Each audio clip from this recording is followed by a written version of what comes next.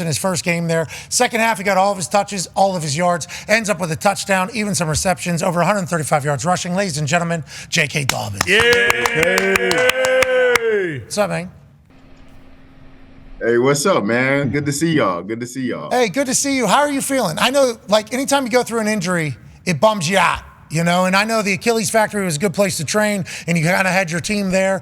But how much better is life after rushing for 135 yards and a half, scored a touchdown, and getting a game ball, like Harbaugh's actual game ball, given to you in the middle of the locker room? How is this particular Monday for you, JK? It's a good Monday. It's a good Monday. You know, it's a good place to build off of. You know, yesterday, man, it was hot in the stadium. I should have scored on those runs that I had, man. That's all I think about since last night. I couldn't even sleep last night. I'm like, damn, I should have scored on them runs, man. So you got to get more in shape, though. You still got to get more in shape? Okay, let's talk about that. What percentage are you think? Because Achilles is a very serious injury, obviously. Running back got to do a lot of moving and a lot of torque. How do you feel? What percentage are you at, you think? Oh, I feel like I'm 100%. You know what I'm saying? I just gotta get back into game shape. You know what I'm saying? Like, you know, it's different. You could train all you want. You could train. You could do all the running, all the weightlifting. But when you're in the game, that stuff is moving different. It's a different feel, you know. And so yesterday, I figured out where I was at. You know, really where I was at, and now I know what I need to do. And I need to go get on. I need to run 100 meters in practice every single day so I can. I need them to be crib, man. I can't wait to see you next week and the week after and the week after. Let's talk about the head coach over there. Obviously, you go from one Harbaugh in Baltimore. Now you're with the other Harbaugh in L.A. What is Jim like? I've never played for a team that he coached. He might be the most hilarious human that I've ever seen from outside looking in. How is he as your head coach? Man, it's as advertised, man. He's like, we're going to get that work in, right? We're going to get the work in. We're going to work hard. We're going to work really hard. But, man, it's like some of the stuff he says and does is so funny. It's like it kills me. Like I die laughing from it because he's like so genuine about something, but it's so funny just the way he says it, how it comes off. But he's a great coach, man. So is his brother, of course, but I love this guy. I'm glad I'm playing for him. Yeah, whenever he gave you that game ball in the locker room that he was given, and then he said, I am going to need that back, though. While you were talking, you were giving your speech like, hey, offensive line, I couldn't have done this. I am going to need that ball back, though. Yeah, that's a big one for me, too. That was a funny moment. That was a funny give and take. Your speech was phenomenal, though. That was a cool speech out of you. Offensive line, quarterback, everybody, you deflected. It was great to see you. Go ahead, AJ. JK, I'm curious with your Achilles rehab. Like, how long did it take until you actually felt 100%? And when you went out there for the game yesterday, do you feel fully confident? Hey, I can plant my foot, I can make every cut, I can do everything. I'm just thinking of guys like Kirk Cousins coming off of his playing tonight. We're going to see Aaron Rodgers come off his Achilles and play. Like, were you confident in that Achilles? You know, the day you stepped on the field. Yes, sir. Yes, sir. I was confident in my Achilles at like 6.5 months. When I got to 6.5 months and I was running and I felt real poppy, felt explosive. I was strong, quick. I was working on my cuts and it felt like me. You know what I'm saying? I knew, like, first day of camp, I was like, all right, so I'm ready to go. So I knew this game coming up, or yesterday, I knew I was ready to go. So it was just it's testimony to the work I put in. That's it. Okay, so let's talk about that work. Tone has a question for you. He's an AP voter for awards. Yeah, think about that. He's voting for awards at the end of the year. We don't know how either, but it is a real thing. Tone has a question for you. Yeah, JK, 3 straight years of season-ending injuries. Was there ever a point in time where you thought that maybe you weren't going to get another chance, that the NFL career wasn't going to work out for you? Did you always believe that this was going to be, that you were going to come back like this? Yes, sir. Yes, sir. I was never in doubt about coming back. I knew I was gonna get a chance. You know what I'm saying? It was, you know, the one injury, the knee injury I had, it lingered so long. So a lot of people, like, it kind of lingers so long that people think that I've had like a whole bunch of injuries, right? I really only had 2 major injuries, which is a lot, of course, the Achilles and the knee. But it's like, I'm like, man, look, I'm young, man. I'm 25. I ain't done yet, man. And, you know, actually, you like the Steelers. My first game back from that scope, Yeah. You were dragging that leg on that long run though. Yeah, you went for 80 with like 1.5 legs. You went for 80. It was a big run. That's awesome. Yeah, man, I was dragging that thing, man. It was bro. There's a picture of it. I had like horns coming out of my knee because it was so like I came back so early from it. Like I wanted to ball, man. I'm just trying to ball. I ain't trying to sit on the sideline. And just the unfortunate injuries, they sat me down. But I think those are over with now. I think it's time for the world to see like who I really am as a player. Hell yeah. What a mindset. We can't wait to watch. Yeah, here's the picture of your knees. Here's the picture. Maybe a little early. Maybe came back a little early. You get those shaved off or something? Like you take care of that? How's that work? Yeah. Nah, they just kind of went away. Like I think that was like fluid in it because all I did was I got scoped, right? I got scoped in those areas. There's a bunch of scar tissue in those areres right there. So I guess the fluid just like was like pushing all the way out. Like I never like when I first saw that when it started happening, I was like, man, what is going on? Like, is this gonna be like this forever? I'm like, man, I got horns on my knee, man. I got horns on my knee. I've never seen nothing like that before in my life. Me either. Hey Doc, is this forever? Yeah. Is this how I gotta be in public? This knee? Is this how this is going? Nobody's ever had this issue. That is wild. So you just came back a little early there. I think we'd all agree. That's the looking back on it.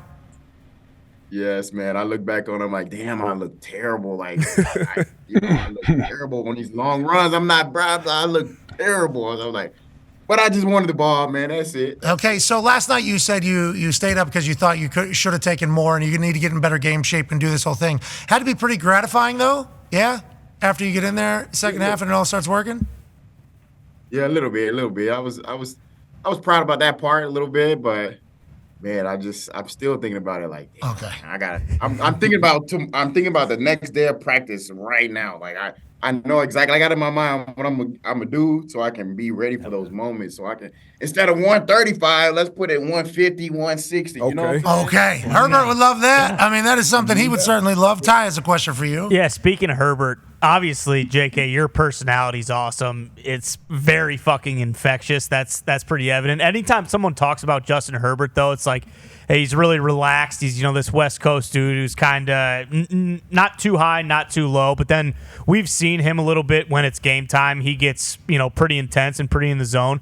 What is he like on a day-to-day basis, and what's it been like being around him? Because it seems like, from a personality standpoint, you guys are pretty different.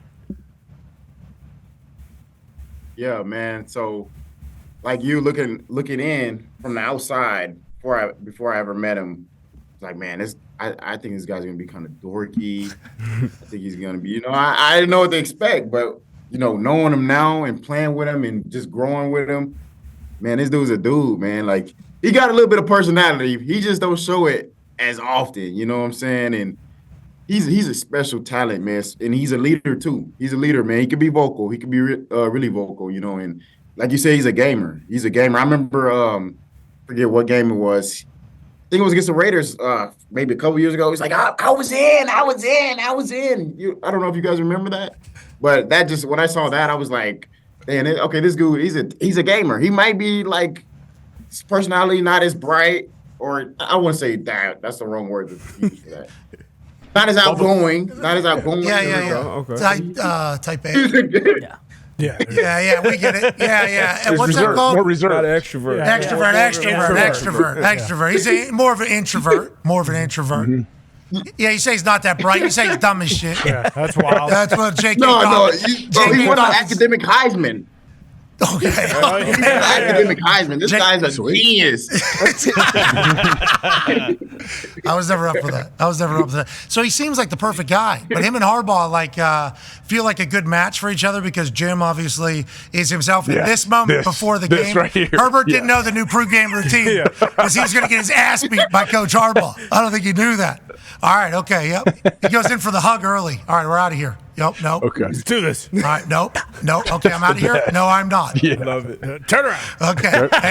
And needs back too. Remember waking them up. He do this to you too at halftime or no? Coach do this to you at halftime? Hey man, I got tears about to come out of my eyes from that. man, that's